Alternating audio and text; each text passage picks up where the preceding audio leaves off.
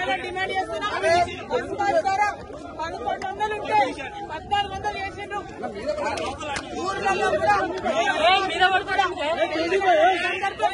ఇది కరెక్ట్ కాదు. Free bus మిమ్మల్ని ఇవ్వడానికి ఆర్టీసీ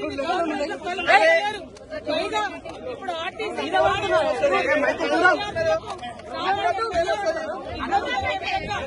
బస్ ఛార్జీలు పెంచడం కరెక్ట్ కాదు.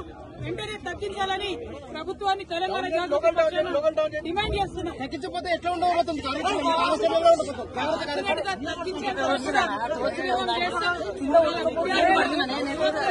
మహిళలు అందరూ కూడా ఇబ్బంది పడుతున్నారు.